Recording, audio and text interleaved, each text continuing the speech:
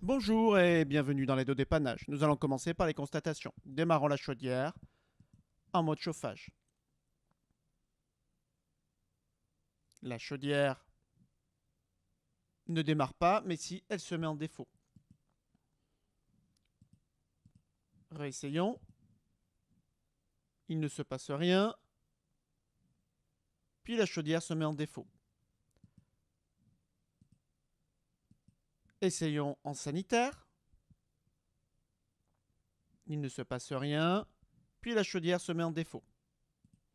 Qui dit défaut dit sécurité.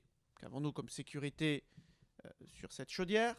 Nous avons la sécurité surchauffe, mais nous n'avons pas eu de flamme. Donc, soit elle est déclenchée et nous aurions le défaut depuis le départ, soit elle s'enclenche au bout d'un moment, par manque de circulation par exemple, mais nous aurions eu des flammes.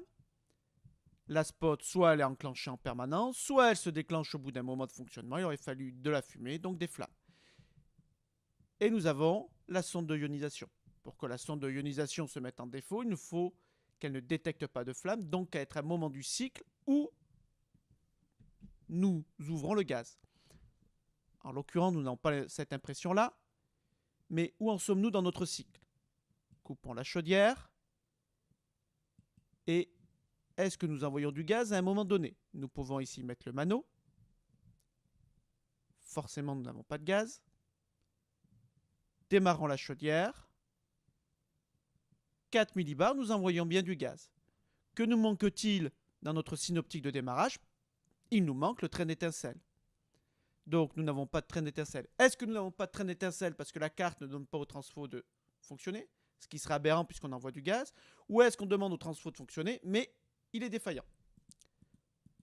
Nous venons ici prendre la tension et nous allons acquitter le défaut.